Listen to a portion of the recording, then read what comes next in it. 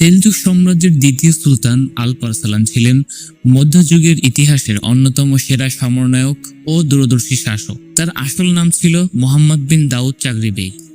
তুর্কি ভাষায় আলপ আরসালানের শব্দের অর্থ বীর সিংহ।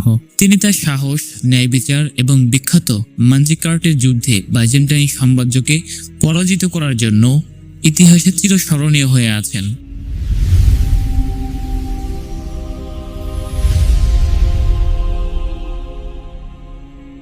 আলপ আরসালান 1029 সালে সেলজুক রাজপরিবারে জন্মগ্রহণ করেন। তিনি ছিলেন সেলজুক শাসক চাগরি বেগের পুত্র। ছোটবেলা থেকে তিনি তরবারি চালনা, ধনুর্বিদ্যা এবং যুদ্ধ কৌশলে পারদর্শী হয়ে ওঠেন। 1063 সালে তার চাচা ও সেলজুক সাম্রাজ্যের প্রথম সুলতান তুগরিল বেগ নিঃসন্তান অবস্থায় মৃত্যুবরণ করলে আলপ আরসালান সাম্রাজ্যের সিংহাসনে আরোহণ করেন। ক্ষমতা গ্রহণ করেই তিনি সাম্রাজ্যের অভ্যন্তরীণ বিদ্রোহ দমন করেন এবং সেলজুক সাম্রাজ্যকে সুসংগঠিত করেন। আলপ আরসালান তার প্রধান উজির অর্থাৎ প্রধানমন্ত্রী হিসেবে নিয়োগ দেন বিখ্যাত জ্ঞানী ও দূরদর্শী ব্যক্তি খাজা নিজামুল মুলকে। তাদের যৌথ নেতৃত্বে সেলজুক সাম্রাজ্য একটি স্বর্ণযুগে প্রবেশ করে এবং শিক্ষা সংস্কৃতির প্রসারে নিজামিয়া মাদ্রাসা প্রতিষ্ঠিত হয়। তিনি জর্জিয়া, আর্মেনিয়া এবং ফাতিমীয় খেলাফতের কিছু অংশ জয় করে সেলজুক সাম্রাজ্যের সীমানা বহুদূর প্রসারিত করেন। ঐতিহাসিক মানজিকার্টের যুদ্ধ 1071 খ্রিস্টাব্দ।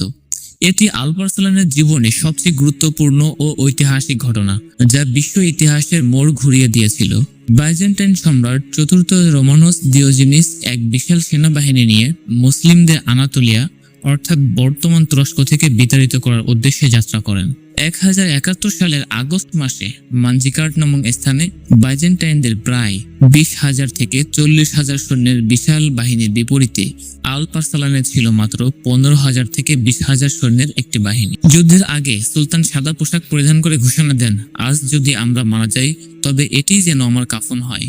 তিনি তুর্কিদের ঐতিহ্যবাহী ছদ্ম পশ্চাৎপসারণ যুদ্ধ কৌশল ব্যবহার করে বাইজেন্টাইন বাহিনীকে ফাঁদে ফেলেন। আলপ আরসালান এক শোচনীয় পরাজয় উপহার দেন বাইজেন্টাইনদের এবং সম্রাট রোমানস দিওজেনিসকে বন্দী করেন। এই যুদ্ধের মাধ্যমে আনাতোলিয়ায় তুরস্ক মুসলমানদের প্রবেশের পথ উন্মুক্ত হয়। বন্দী বাইজেন্টাইন সম্রাটকে মৃত্যুদণ্ড না দিয়ে আলপ আরসালান সম্মান প্রদান করেন এবং চুক্তি স্বাক্ষরের পর তাকে মুক্ত করে দেন। তিনি অত্যন্ত দয়ালু, প্রজাবৎসল এবং ধার্মিক শাসক ছিলেন। দরিদ্র ও নিঃস্বদের জন্য তিনি অকাতরে দান করতেন।